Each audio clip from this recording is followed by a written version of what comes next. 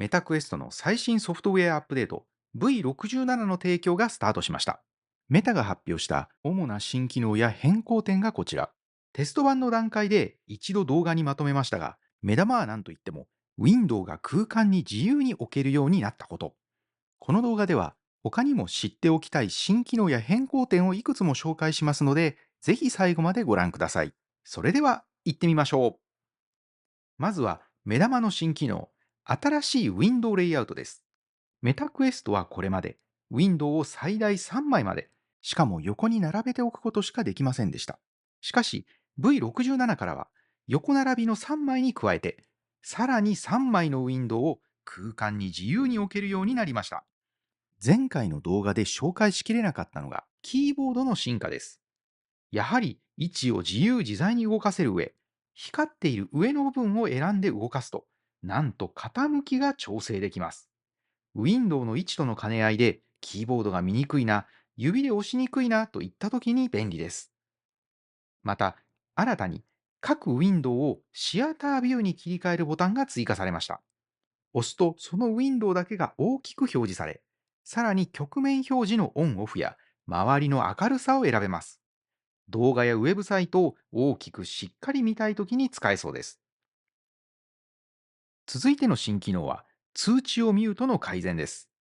クイック設定の中に通知をミュートボタンがあります。押すとアプリなどからの通知をオフにできますが、V67 からはミュートにする時間を30分、1時間、真夜中までの中から選ぶ形に変わりました。どれを選んでも期限があるので、それを過ぎると通知は再びオンになります。V67 では、途切れない没入型メディアという改善も書かれています。どういう意味と最初はわからなかったのですが、説明文の通りに試してみました。従来の V66 では、没入型アプリ、例えば YouTube VR を使いながら、さらに Quest TV アプリを起動しようとすると、こんなアラートが出ました。しかし V67 ではアラートが出ず、Quest TV で没入動画がそのまま再生できます。私はこうした使い方をしたことがなかったのですが、いろいろな制約をなくしていこうという改善の一つなのかもしれません。続いてスワイプ入力は、ずっと設定アプリの試験中の欄にあった機能で、今回正式な機能に昇格しました。英語キーボードでコントローラーのトリガーを押しっぱなしにすると、このように赤い軌跡が描かれて、カーソルを当てていったキーが入力できます。キーを一つずつ押す手間が省けます。ただ私の環境では、日本語向けキーボードではこの機能が働かず、対応していない可能性があります。その点ご注意ください。このほか、QR コードを読み込んで Wi-Fi への接続ができる機能や、ホライゾンフィードにフォローしているクリエイターの投稿を表示する機能が追加されるほか、Quest Pro ではアイトラッキングの品質が改善されたとのことです。さらに、V67 アップデートとは別に、標準のブラウザでブックマークをフォルダ分けできるようになったぞと SNS で最近指摘が出ていました。ブラウザアプリのブックマークマネージャーにフォルダを作成ボタンが現れていて、名前を付けてフォルダを作れます。ウェブページをブックマークするとき、どのフォルダに入れるか指定できます。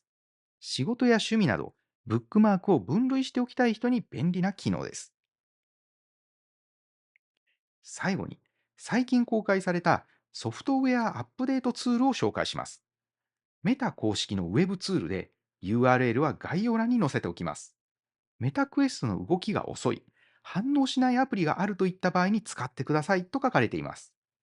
メタクエストをパソコンに USB ケーブルでつないで、ソフトウェアをアップデートすることで問題が解決できる可能性があるとのこと。クエストの調子がどうも悪いなという時に試してみると良さそうです。最後までご覧いただきましてありがとうございました。このチャンネルではメタクエストや Apple Vision Pro をはじめとする未来を感じさせるガジェットやサービスの情報をどんどん発信していきます。ぜひチャンネル登録やいいね、コメントなどいただけたら幸いです。それではまた次の動画で